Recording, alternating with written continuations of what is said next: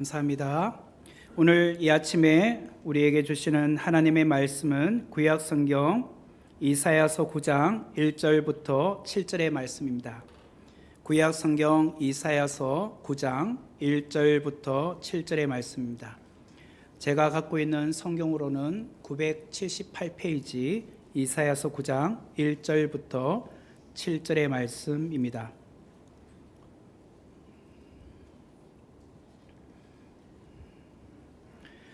제가 봉독해 드리겠습니다. 전에 고통받던 자들에게는 흑암이 없으리로다. 옛적에는 여호와께서 스불론 땅과 납달리 땅이 멸시를 당하게 하셨더니 후에는 해변길과 요단 저쪽 이방의 갈릴리를 영화롭게 하셨느니라. 흑암에 행하던 백성이 큰 빛을 보고 사망의 그늘진 땅에 거주하던 자들에게 빛이 비치도다. 주께서 이 나라를 창성하게 하시며 그 즐거움을 더하게 하셨으므로 추수하는 즐거움과 탈취물을 나눌 때의 즐거움같이 그들이 주 앞에서 즐거워하오니 이는 그들이 무겁게 맨 멍에와 그들의 어깨의 채찍과 그 압제자의 막대기를 주께서 꺾으시되 미디안의 날과 같이 하셨음이니이다. 어지러이 싸우는 군인들의 신과 피 묻은 겉옷이 불의 섭같이 살라지리니 이는 한 아기가 우리에게 낳고 한 아들을 우리에게 주신 바 되었는데 그의 어깨에는 정사를 메었고 그의 이름은 기묘자라 모사라 전능하신 하나님이라 영존하시는 아버지라 평강의 왕이라 할 것임이라.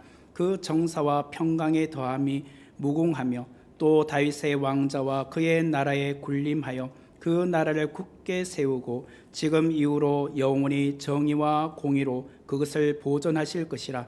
만군의 여호와의 열심히 이를 이루시리라. 아멘.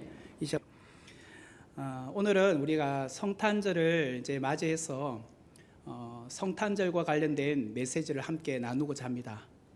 오늘 본문인 이사야서 9장 1절부터 7절의 말씀을 중심으로 크리스마스 선물이라는 제목으로 귀한 은혜를 함께 나누고자 합니다. 이제 곧 성탄절이 다가오고 있죠. 크리스마스가 다가오면 연인들끼리나 혹은 가족들끼리 외식을 하는 경우가 종종 있습니다. 무엇보다도 크리스마스가 되면 아이들은 부모로부터 선물을 받고 싶어 하죠. 그런 기대가 있습니다.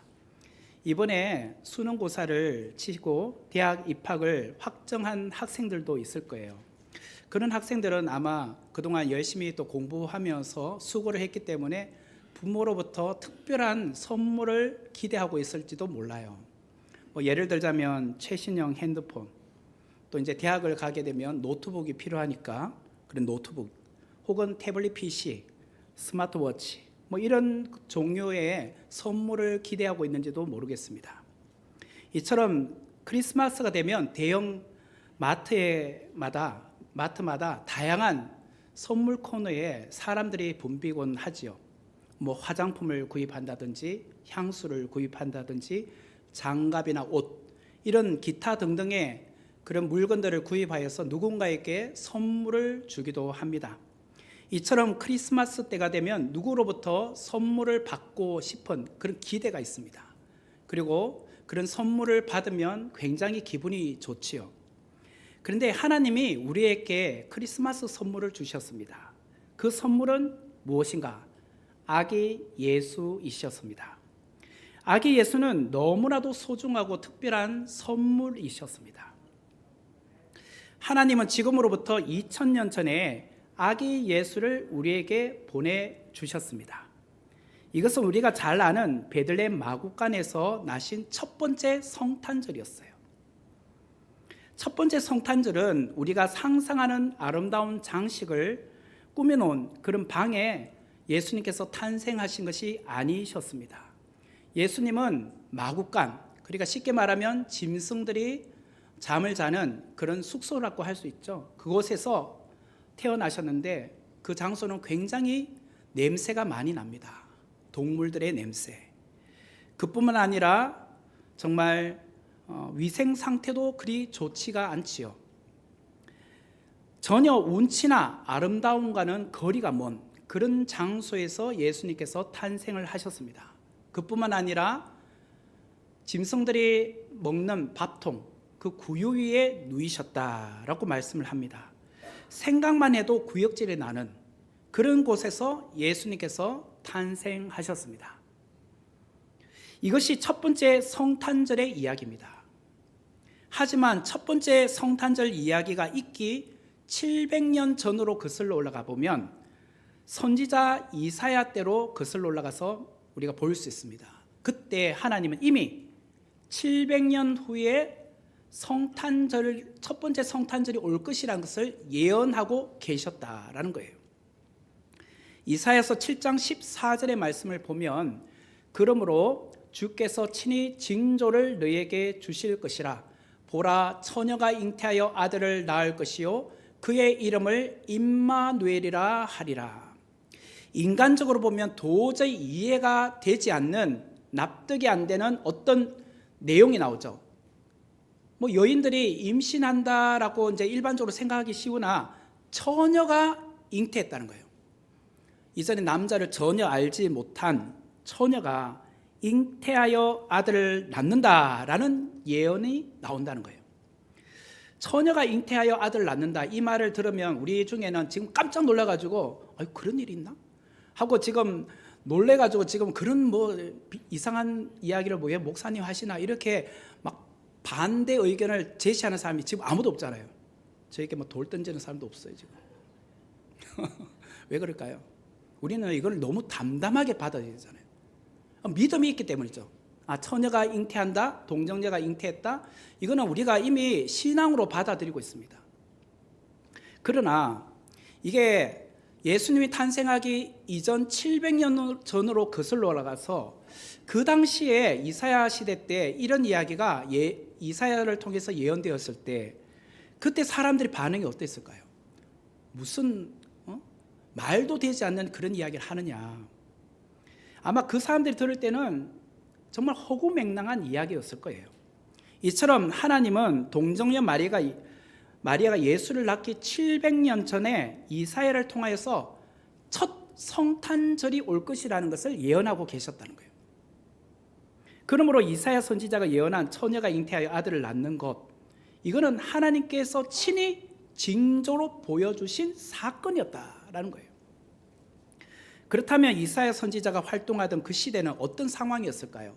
오늘 본문 1절의 말씀을 보면 전에 고통받던 자들에게는 흑암이 없으리로다. 옛적에는 여호와께서 스불론 땅과 납달리 땅이 멸시를 당하게 하셨더니 후에는 해변길과 요단 저쪽 이방의 갈릴리를 영화롭게 하셨느니라.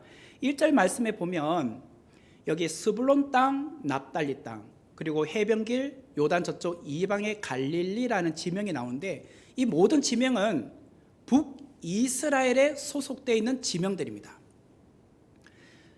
쉽게 말하면 솔로몬 사후에 남과 북이 나뉘어졌어요. 북이스라엘, 남유다로 나누어졌는데 이사야가 활동할 때는 북이스라엘이 멸망당했습니다. 아수르에 의하여 멸망당했어요. 그래서 납달리 땅, 스불론 땅, 해변길, 그리고 이방의 갈릴리, 이 지역 전체는 아수르의 지배를 당하고 있었던 땅이었어요. 아수르가 썼던 정책은 혼혈 정책이었습니다. 북이스라엘에 있었던 백성들을 많은 부류의 사람들을 이방 다른 나라로 흩어 보냈습니다. 그리고 이방에 있었던 또 포로민들을 이곳 북이스라엘 땅으로 이주시켜서 살게 했어요. 그러다 보니까 서로 간에 강제적으로 결혼을 또 시키게 했어요. 그러면 서로 민족 간에 피가 섞이게 되죠. 그들의 후손들을 우리는 신약시대 때 사마리아인이라고 합니다. 그러니까 순수 혈통이 다 사라지게 된 거죠. 이처럼 북이스라엘의 백성들은 고통과 시련 가운데 살아갈 수밖에 없었다는 거예요. 이런 때에 오늘 이 이야기가 나온 거예요. 그렇다면 남유다는 어땠을까? 편안했을까요? 그렇지 않습니다. 남유다는 외세가 끊임없이 침공해 왔었습니다. 그리고 국내 정치도 굉장히 불안했어요. 이런 상황 가운데 이사야가 오늘 말씀을 예언하게 되었다라는 거예요. 그것이 구체적으로 2절 말씀에 보면 흑암에 행하던 백성이라는 것에서 우리가 찾을 수 있습니다. 그 당시 백성들은요, 흑암 가운데 있는 것처럼 보여졌다는 거예요. 앞이 전혀 보이지 않는 깜깜한 그 시대 상황, 바람 앞에 등불처럼 바람에 의해 언제 꺼질지 모르는 촛불 앞에 위태로운 상황 가운데 이스라엘 백성들이 놓여져 있었다라는 거예요. 이처럼 유다 백성들은 붙잡을 무언가를 찾고 있었습니다. 이렇게 힘들고 어려우니까 어딘가 소망을 두자, 뭔가를 붙들자라고 생각을 하게 됐어요. 그때 이사야 선지자를 통해서 주신 말씀이 아기의 출생이었어요.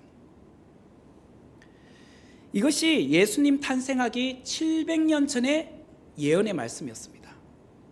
그런데 예수님께서 탄생하시기 700년 전의 이스라엘 백성들의 상황이나 예수님께서 출생하신 그 당대의 상황이나 별 다를 바가 없었어요. 700년 전에는 좀 어려워도 예수님 당대는 조금 형편이 나아질 줄 알았는데 그게 아니었어요. 오히려 700년 후에 예수님이 출생하실 때 시대 상황은 로마 식민지 가운데 이스라엘 백성들이 살고 있었다는 거예요. 여전히 흑암에 행하고 있었던 백성들이었어요. 고통을 호소하면서 동시에 메시아를 대망하며 살고 있었어요. 하나님은 그의 아들 예수 그리스도를 바로 그때에 보내주셨다라는 거예요. 2절의 말씀을 다시 보면 흑암에 행하던 백성이 큰 빛을 보고 사망의 그늘질 땅에 거주하던 자에게 빛이 비치도다. 흑암에 행하던 백성들에게 큰 빛을 보여주고 그 빛이 비쳤다. 바로 그 빛이 누구냐? 예수님이셨다는 거예요. 그래서 요한복음 1장 9절 말씀에 보면은 참빛 곧 세상에 와서 각 사람에게 비추는 빛이 있었다고 해요. 그 참빛, 어둠을 비치는 참빛이 이 땅 가운데 오신 날이 무엇이냐? 성탄절이었다는 거예요. 예수님은 흑암을 비추는 빛으로 이 땅에 오셨어요. 예수님이 오심으로 흑암에 행하던 백성들은 소망을 얻게 되었어요. 그러므로 예수님은 하나님께서 우리에게 주신 가장 큰 크리스마스 선물이라는 거예요.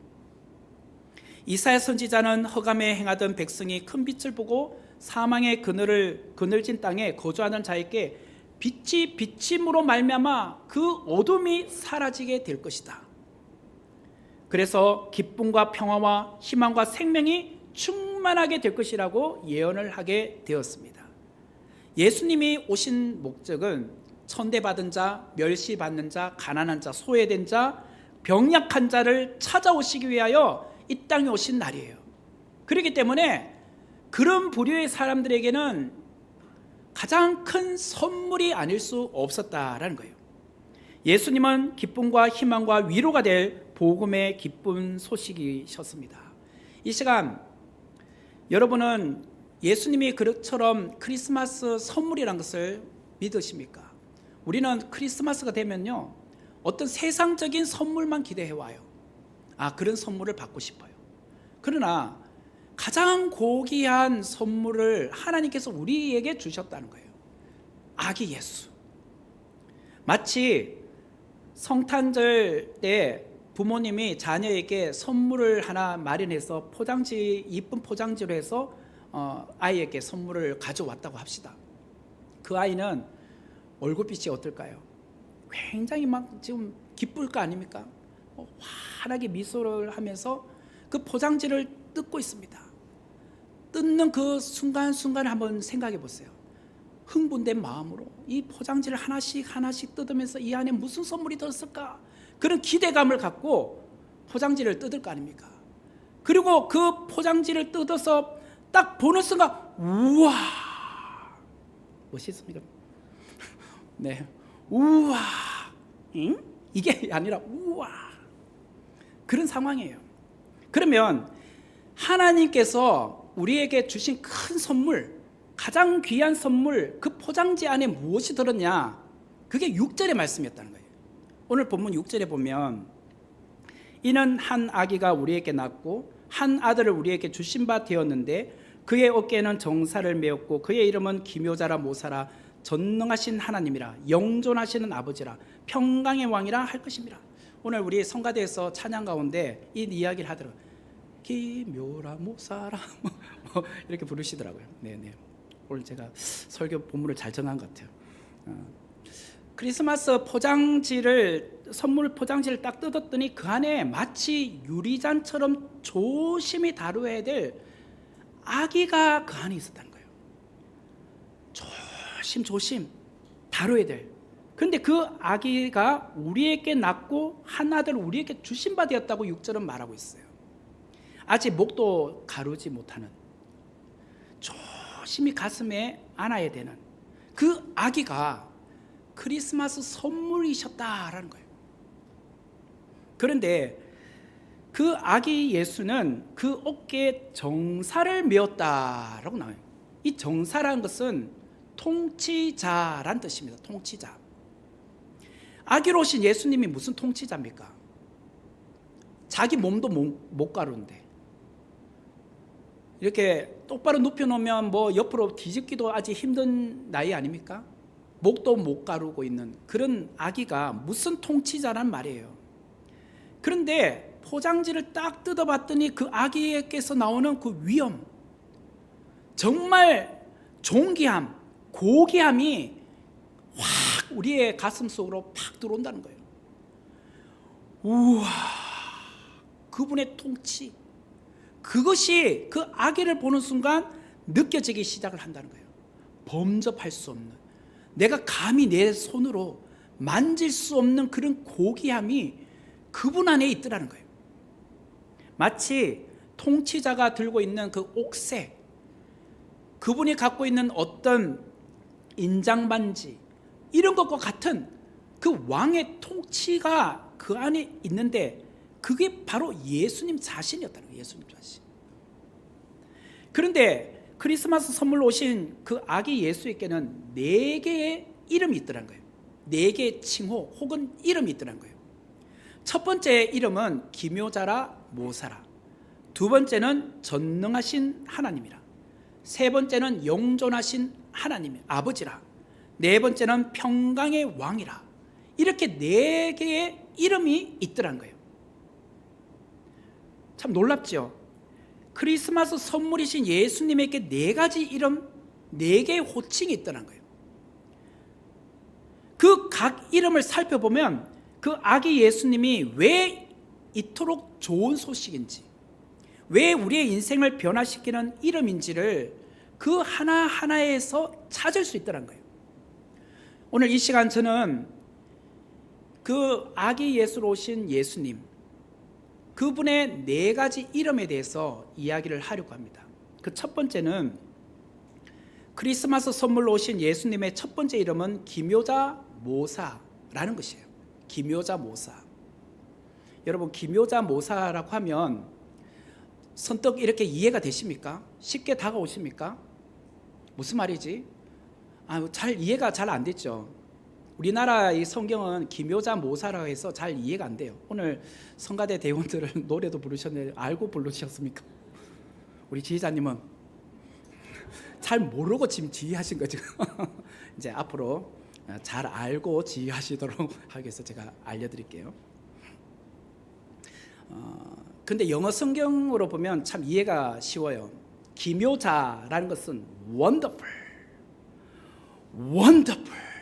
wonderful이 뭐예요? 놀라운, 훌륭한, 멋진, 이게 형용사잖아요. 형용사로 wonderful 이란 뜻이에요. wonderful. 모사란 것은 무엇이냐면 카운셀러, 상담자, 위로자라는 뜻이에요.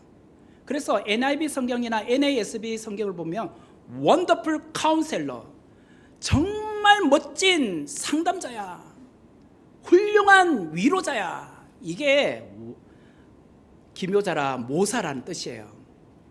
우리도 일반적으로 이렇게 상담자와 대화할 경우가 있습니다. 여러분들이 마음에 어떤 문제가 있거나 어떤 상담이 필요할 때 내담자로서 상담자를 만나러 갔죠. 그런데 그 상담자를 만났을 때 그 상담자가 여러분에게 모든 것을 해결해 주시던가요? 청취는 하시는데 청취하시고 거기에 대해서 모든 것에 대해서 해답을 제시해 줄 수는 없어요. 우리 인간은 아무리 상담 전문가라 해도 제한적이에요. 한계가 많아요. 그러나 예수님은 우리의 원더풀 카운셀러, 정말 멋진 상담자. 이 말에는 모든 것을 알고 계시고 또한 그 모든 것을 아실 뿐만 아니라 다 해답을 갖고 계시고, 해답만 갖고 제시해 줄 뿐만 아니라 그 해답에 대해서 해결책까지도 마련해 주시는 분, 직접 나서서 그 해결까지 해 주시는 분이 원더풀 카운셀러라는 거예요. 왜 예수님이 이처럼 우리에게 기묘자와 모사가 되는가? 무엇보다도 예수님은 우리의 아픔과 슬픔, 고통과 어려움이 무엇인지 그 뿌리부터 원인과 과정과 결과, 이 모든 것을 다 알고 있어요. 우리가 상담자를 만났을 때 내가 말하지 않는 것을 상담자가 알고 있지는 않잖아요. 그냥 내가 말하는 범위 안에서만 그분은 알잖아요. 그러나 예수님은 내가 말하지 않은 그런 속내, 깊은 마음의 상처, 아픔도 다 알고 계신다는 거예요. 겉으로 드러난 아픔뿐만 아니라 마음속 깊이 쓴뿌리, 어느 누구에게도 한 번도 내색하지 않았고 말하지 않았던 그 아픈 이야기까지도 예수님은 다 꿰뚫고 계시다는 거예요. 그런데 그것을 다 아실 뿐만 아니라 내가 이 부분에 대해서 질문하면 주님께서는 그것에 대해서 답변까지 다 갖고 계실 뿐만 아니라 또한 그것을 해결해 줄 수 있는 능력까지 갖고 계시는 분, 이분이 예수님이라는 거예요. 이사야가 말하는 기묘자 모사란 단순히 우리가 한밤중에 어떤 고민이 있어서 누군가에게 전화를 하여 하소연하는 경우가 있잖아요. 내가 이런 어려움이 있어, 이렇게 어려워. 그러면은 그분이 무엇이라고 하냐, 어떻게 그런 일이 당신에게 일어났어요, 정말 안타깝네요, 정말 힘들겠어요, 이 정도는 할 수 있어요. 때로는 찾아와 줄 수 있어, 밤에. 그리고 손잡아주고 옆에서 그냥 함께 있어 줄 수는 있어요. 그러나 답을 줄 수는 없잖아요. 해결책을 마련해 줄 수는 없잖아요. 단지 경청만 해줄 뿐이지 어떤 질문을 던져도 거기에 정확한 해답을 갖고 있지는 않아요. 하지만 원더풀 카운셀러이신 예수님은 우리의 모든 것에 대해서 해답을 갖고 계시는 분, 또한 그 문제를 해결해 줄 수 있는 능력을 갖고 계시는 분, 이게 기묘자 모사란 뜻이에요. 예수님은 우리 모두에게 바로 이런 종류의 카운셀러예요. 고통의 길을 걷고 있는 분 계십니까? 주님은 말씀하십니다. 나도 고통의 길을 겪어봤다. 외로움을 느끼고 계시는 분 계십니까? 예수님은 나도 그때 이런 외로움의 길을 걸어보았다. 여러분, 배신을 당하여 지금 어려우신가요? 주님도 가룟 유다에게 배신당해 봤다. 내가 3년간 함께 동고동락했는 믿었던 제자한테도 배신당해 봤다. 상실감 속에 빠져 계신가요? 나도 그것을 너 마음 안다. 나도 상실감을 느껴보았다. 심지어는 아버지로부터 버림도 받아봤다. 예수님께서 십자가에 달려 있을 때 가상칠언 중에 나의 하나님 어찌하여 나를 버리셨나이까, 그렇게 하잖아요. 하나님 아버지가 그의 아들을 버리셨어요. 그래서 십자가에서 운명하셨잖아요. 그 버림, 고아와 같은 것도 느껴보았다고 말씀하셨어요. 그러므로 나는 다 알고 있다는 거예요. 너의 고충, 아픔 다 알고 있다. 걱정하지 말라는 거예요. 놀라운 카운셀러, 기묘자라 모사라. 그렇기 때문에 크리스마스 선물 되시는 예수님의 탄생은 문제를 가지고 이 땅을 살아가는 모든 사람에게는요, 정말 귀한 선물이 아닐 수 없는 거예요. 예수님은 우리의 모든 사정을 잘 알고 계세요. 그분은 아무 문제 없는 사람들을 위해서 이 땅에 오신 분이 아니라 정말 문제를 안고 살아가는 이 땅의 사람들을 위하여, 그분은 삶이 엉망진창으로 망가진 사람들을 위하여 오신 분이에요. 그분은 인생의 막다른 골목에 이른 사람, 이제는 벼랑 끝이다 라며 정말 한 치 앞도 내다볼 수 없는 그런 상황 가운데 놓여 있는 분들에게 찾아오신 분이에요. 그분은 푸대접받고 무시당하고 학대받는 그 사람들을 위하여 이 땅에 오신 분이에요. 그분은 원하는 모든 것을 가졌지만 여전히 공허함에 시달려 살아갈 수밖에 없는 인생들을 보시고 찾아오신 분이셨어요. 그분은 기묘자요 모사이셨습니다. 상황을 이해해 주실 뿐만 아니라 해답을 갖고 계시며 그 해법을 실행할 능력까지 갖고 계신 분, 친히 몸소 그것을 겪어보셨던 분. 우리도 누군가와 대화할 때 니는 내 아픔 아냐? 니는 내 슬픔 이해할 수 있냐? 니는 그런 병 걸려본 적 없잖아. 니는 그 아픔을 겪어보지 않았잖아. 그러면 우리는 할 말이 없을 수 있어요. 내가 그런 고통을 겪어보지 않았으면. 근데 주님은 우리 인생에 겪을 수 있는 모든 고난을 다 겪어보신 분이에요. 그렇기 때문에 우리의 원더풀 카운셀러가 될 수 있다는 거예요. 지금 여러분의 상황이 어려우신가요? 누구에게도 말 못할 고뇌를 갖고 계십니까? 기묘자 모사 되시는 예수님께 기도하십시오. 예수님은 우리의 기도에 응답하시는 분이에요. 그래서 우리는 기도 마지막에 어떻게 마무리합니까? 예수님의 이름으로 기도합니다. 아멘. 예수님의 이름으로 기도한다는 것은 예수님의 이름으로 기도하면 그 기도문이 열린다는 거예요. 응답이 된다는 거예요. 그래서 아멘 한 거잖아요. 열려라 참깨, 열려라 홍두깨, 이게 아니에요. 예수님의 이름이 곧 우리의 모든 상황을 열어주는 그런 능력이라는 거예요. 두 번째로 크리스마스 선물로 오신 예수님은 전능하신 하나님, Almighty God, 전능하신 하나님이라고 말씀을 하고 있어요. 이 전능하신 하나님이란 우리가 엄두도 낼 수 없는 일을 행하시는 분이라는 거죠. 우리가 엄두도 낼 수 없는, 우리에게는 정말 불가능한 일을 능히 하실 수 있는 분, 그게 전능하신 하나님이잖아요. 갓난아기가 무슨 전능합니까? 무슨 힘이 있습니까? 뭐 물건을 들 수 있습니까? 자기 스스로 밖에 나가서 돈벌이 합니까? 아기가 엄마 오늘부터 내가 기저귀값 내가 마련해 올게요. 그러면서 밖에 나가서 돈 벌어가서 자기 기저귀값, 분유값을 구입해 오지 않잖아요. 아무것도 할 수 없잖아요.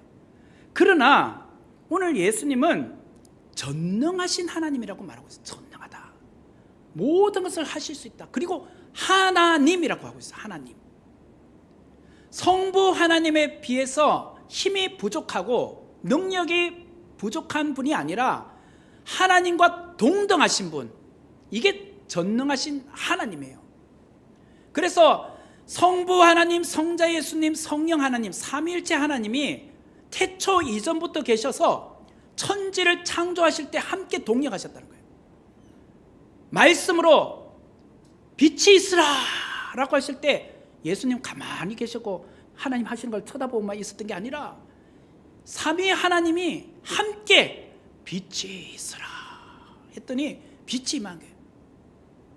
죽은 자도 살리시고 안전뱅이도 일으키시는 분, 그분이 능력의 예수님이셨다는 거예요. 이사야 선지자는 전능하신 하나님을 우리에게 보내주시겠다고 예언하고 있죠. 그 한 예로 무엇을 지금 입증해 보여주고 있느냐, 4절의 말씀을 보면 이는 그들이 무겁게 맨 멍에와 그들의 어깨의 채찍과 그 압제자의 막대기를 주께서 꺾으시되 미디안의 날과 같이 하셨음이니라. 크리스마스 선물로 오신 예수님은 전능하신 하나님인데 그분은 미디안의 날과 같이 하셨다라고 소개를 합니다. 여기서 미디안의 날이 뭘까요? 이거는 사사 기도원과 관련된 이야기예요. 제가 3월 3일 주일 저녁과 3월 8일 금요일 저녁, 그리고 3월 10일 주일 저녁 예배 때 3번에 걸쳐서 기도원 설교를 했습니다. 여러분 3월 3일 주일 저녁, 3월 8일 금요일 저녁, 3월 10일 주일 저녁이에요. 가셔서 기도원 이야기 설교 뭐를 하셨나 한번 다시 들어보시면 이해가 돼요. 다시 말하면 이 사사기 6장과 7장에 나오는 이야기인데 미디안 군인들이 13만 5천 명이 쳐들어왔습니다. 근데 하나님은 숫자를 줄여서 300명만 전쟁에 나가게 하셨잖아요. 300대 13만 5천 명, 어떻게 싸움이 되겠습니까? 불가능한 싸움이잖아요. 그리고 이스라엘 백성들은 횃불과 그 다음에 꽹과리 그리고 항아리를 들고 나갔어요. 이게 무슨 전쟁의 도구입니까? 그런데도 불구하고 불가능한 전쟁이었는데 하나님께서 그들에게 승리를 주셨어요. 이게 미디안 날의 승리예요. 그 이야기를 하고 있어요. 봐라, 내가 과거에 사사 기돈이 300명의 용사를 데리고 미디안 군인 13만 5천 명과 싸웠을 때 어떻게 이겼니? 하나님이 하셨지. 이게 바로 전능하신 하나님이야. 그처럼 예수님은 전능한 하나님이라는 거예요. 그분이 우리 곁에 오셨다는 거예요. 이사야서 7장 14절 말씀 다시 보면 그러므로 주께서 친히 징조를 너희에게 주실 것이라. 보라, 처녀가 잉태하여 아들을 낳을 것이요 그의 이름을 임마누엘이라 하리라. 임마누엘 뜻이 무엇입니까? 하나님이 우리와 함께 하신다라는 뜻이잖아요. 성탄절의 선물이신 아기 예수님이 우리와 함께 하시기 위해서 이 땅에 오셨어요. 우리와 함께 하셔서 옆에 그냥 가만히 계신 분이 아니에요. 때로는 우리 옆에 누군가 있으면 귀찮을 때가 있습니다. 나에게 전혀 도움이 안 되고 내가 오히려 도와줘야 되고 그래서 굉장히 참 부담스러운 존재가 있을 수 있죠. 그런데 예수님은 그런 분이 아니에요. 내가 그분에게 옆에만 가만히 있어도 주님께서 알아서 일을 하세요. 예수님이 내 곁에 오셨다, 임마누엘 되셨다는 것은 예수님이 나에게 의탁되어서 나의 도움을 받기 위해서 오신 것이 아니라 내게 도움을 주기 위해서 오신 거예요. 전능하신 하나님이 알아서 척척척 내 일을 해결해 주시기 위해서 오신 것이 임마누엘이지, 내게 돈 좀 달라, 내게 무슨 와서 좀 신세 지기 위해서 오신 게 아니었다는 거예요. 전능하신 예수님이 바로 우리와 함께 하신다는 거예요. 이것만큼 정말 위로가 되고 큰 선물이 어디 있겠습니까? 그리고 세 번째는 크리스마스 선물로 오신 예수님은 영존하신 아버지예요. 영존하신 아버지, Everlasting Father, 영존하신 아버지라고 말하고 있어요. 아기 예수가 어떻게 아버지입니까? 근데 태초 이전부터 계셨기 때문에 아버지예요. 성부 하나님보다 열등하시고 순위상 그냥 그 다음 분으로 태어난 게 아니에요. 원래 태초 이전부터 성부, 성자, 성령 하나님이 함께 계셨어요. 근데 그 성자 예수님이 이 땅에 그냥 오신 거예요. 그렇기 때문에 성부 하나님의 보다 시간상 뒤에 태어난 게 아니에요. 아버지세요, 아버지. 근데 그 아버지는 영존하신 아버지다, 영원하신 아버지라고 말하고 있어요. 영원하신 아버지.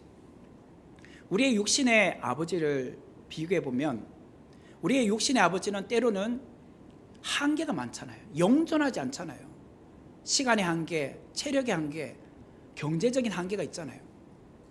그러다 보면 도와주고 싶은 마음이 있어도 그 한계 때문에 어쩔 수 없이 제한적으로 도와줘요.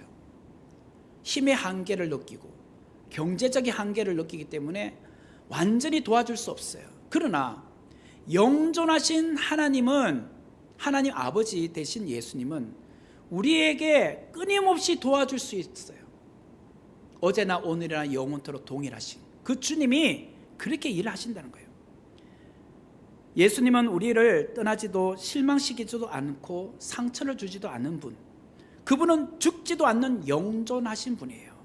히브리서 13장 5절 말씀에 보면 내가 결코 너희를 버리지 아니하고 너희를 떠나지 아니하리라고 하셨어요. 이 말은 우리의 곁에 계셔서 끊임없이 함께 하시다고 말씀하시는 거죠. 그 예수님이 풍요로우신 천국을 떠나 고통의 세상으로 이 땅에 오신 겁니다. 우리를 사랑하시기 때문에 이 땅에 오신 거예요. 우리와 함께 하시기 위해서 이 땅에 오신 거예요. 예수님은 우리와 함께 하시기 위해서 그 모든 영광을 내려놓으시고 이 땅에 오신 분이에요. 아무리 좋은 육신의 아버지라 해도 우리를 향한 그 사랑을 다 줄 수 없습니다. 그러나 하나님은, 예수님은 그 모든 사랑을 우리에게 끊임없이 공급해 주실 수 있다. 이것이 영존하신 아버지예요. 마지막 네 번째는 크리스마스 선물로 오신 예수님은 평강의 왕이다. Prince of Peace, 평강의 왕이라고 말하고 있어요. 세상은 끊임없이 전쟁이 지속되고 있습니다. 지금도 지구 곳곳에 전쟁과 기근과 환난과 분쟁이 있죠. 가정에도 사회에도 평화가 늘 지속되는 것은 아닙니다. 이런 우리에게 예수님이 참된 평강의 왕으로 오셨다고 말하고 있어요. 그런데 예수님께서 이 땅에 오셨을 때 그때를 보세요. 사실은 로마가 지배하면서 황제는 아구스도였어요. 아구스도 왕이 다스렸던 그 시대를 흔히 팍스 로마나라고 했어요. 팍스 로마나. 달리 말하면 로마의 평화기였어요. 평화기. 분명히 평화라고 했잖아요. 평화인데 왜 예수님께서 평강의 왕 오십니까? 평화가 지속되고 있는데 왜 평강이 필요한 겁니까? 사실은 힘으로 군림하는 평화였어요. 힘으로 군림하니까 다들 찍소리도 못하고 아무 말 못하고 그냥 평화가 유지되고 있었지, 사실 속으로는 골마 터지고 힘든 시간을 보낼 수밖에 없었던 것이 이스라엘 백성들이었어요. 바로 그때 참 평화를 주기 위해서 오신 거예요. 하늘에는 영광이요 땅에서는 많은 사람들에게 평화로 오신 분, 그분이 예수님이셨다라는 거예요. 이 땅은 국방력이나 경쟁력이 평화를 유지한다고 생각하지 않습니까? 실제로 그렇죠. 보면은 우리 남과 북을 보면 남한과 북한의 이 경제적인 차이, 국방력 차이가 어쩌면 평화를 유지하고 있을 수도 있어요. 그러나 예수님이 없는 그 땅은 참된 평화가 없습니다. 사람들 보세요. 다들 이렇게 악하고 남을 정죄하려고 하고 그리고 총칼을 맞대고 있지, 거기 어디 평화가 있습니까? 그러나 예수님이 들어오심으로 말미암아 우리 안에 평화가 임하는 거예요. 그래서 그렇기 때문에 남편이 술을 마시면 폭력을 취하던 사람이었는데 예수님을 믿고 나니까 술도 끊고 그분이 정말 평화의 사람으로 바뀌는 거예요.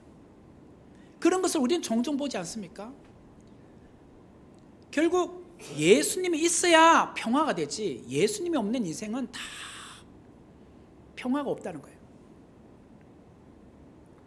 그리고 크리스마스이신 예수님은 우리의 죄로 인하여 하나님과의 관계가 단절되었는데 그 단절된 하나님과의 관계를 다시 이어주기 위해서 평화의 왕으로 오셨다는 거예요. 이사야서 53장 5절의 말씀을 보면 그가 찔림은 우리의 허물 때문이요 그가 상함은 우리의 죄악 때문이라. 그가 징계를 받음으로 우리는 평화를 누리고 그가 채찍에 맞음으로 우리는 나음을 받았도다. 그가 징계를 받음으로 우리는 평화를 누린다. 예수님께서 십자가의 고통 가운데 십자가의 죽으심으로 우리는 평화를 누리게 되었다. 예수님께서 바로 평화의 왕으로 오셨다는 것이 여기서 드러나지 않습니까? 그렇기 때문에 예수님의 출생부터 예수님의 부활까지는 결국은 우리의 죄를 사하셔서 하나님과 평화를 이루기 위해서 오셨다는 거예요. 그래서 예수님의 태어남이 곧 예수님의 부활과 연결돼요. 예수님의 부활은 결국 예수님의 출생이 없이는 이룰 수 없었던 일이었던 거예요. 예수님은 우리에게 가장 필요하고 영원한 그런 평화를 우리에게 주시기 위하여 오셨다는 거예요. 오늘 이 세상을 보십시오. 세상은 끊임없이 크리스마스 선물이신 예수님을 없애버리려고 합니다. 크리스마스이신 예수님의 자리에 다른 것으로 대체물을 마련해 놓으려고 해요. 그 중에 하나가 산타예요. 산타. 그래서 마치 성탄절은 산타가 오신 날, 산타가 주인이고 산타가 선물 준 날이라고 우리는 생각을 하게 만들어요. 지금 아이들에게도. 근데 성탄절은 예수님 오시고 예수님께서 주인공이 되셔야 되잖아요. 여러분, 산타라는 한글을 보세요. 산타의 받침 니은자, 산에서 받침 니은을 뒷자리 타에다 받침 니은자 붙이면 어떻게 돼요? 어떻게 읽어져요? 사탄이에요. 사탄은 산타를 통해서 현혹시켜요. 사탄이라는 영어 단어 SANTA, 세 번째 철자가 N이죠. SAN, N자를 제일 뒤쪽으로 가보세요. TAN으로 가면 사탄이 돼요. 별거 아닌 것 같죠? 사탄이 산타를 이용하고 있어요. 우리는 어렸을 때부터 이런 이야기 노래 많이 불러요. 산타 클로즈 할아버지 오늘 밤에 오셨네. 그러면서 마치 산타가 주인공처럼 그렇게 우리는 생각을 하잖아요. 그런데 이 또한 정말 크리스마스 선물이신 예수님을 자꾸 가리게 만드는 거예요.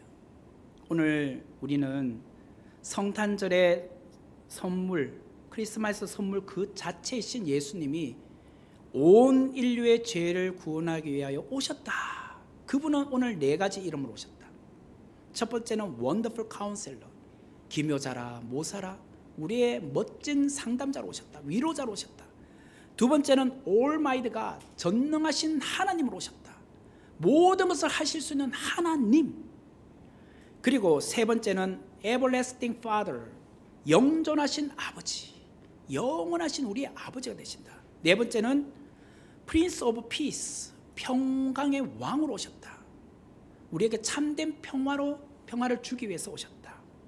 그러므로 오늘 우리는 하나님을 하나님으로 인정하셔야 돼요. 내 마음 중심에 하나님이신 예수님을 그 자리에 모셔야 돼요.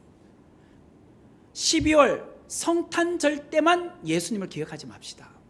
성탄절 때만 성탄절로 기억하지 말자는 거예요. 1년 365일이 매일같이 성탄절이 되어야 돼요. 왜? 그 성탄의 주인공이신 예수님의 오심으로 우리가 구원받았잖아요. 그분이 십자가에 달려 죽으심으로 우리가 구원받은 거 아닙니까? 예수님이 오지 않으셨다면 어떻게 우리가 구원받을 수 있었겠습니까? 그렇기 때문에 1년 365일이 매일 성탄절이 되어야겠죠. 그 주님을 오늘 우리가 기뻐 찬양하며 그 주님께 영광 돌리는 자로 살아가는 우리 모든 성도들이 되기를 주님의 이름으로 축원합니다. 같이 기도하도록 하겠습니다. 은혜로우신 하나님 감사합니다. 오늘 크리스마스의 선물 대신 그 주님을 우리가 찬양하는 주일이 되기를 원합니다. 매일 삶 속에 성탄의 주인공 되신 그 주님을 높여 찬양하게 하여 주옵소서. 예수님의 이름으로 기도하옵나이다.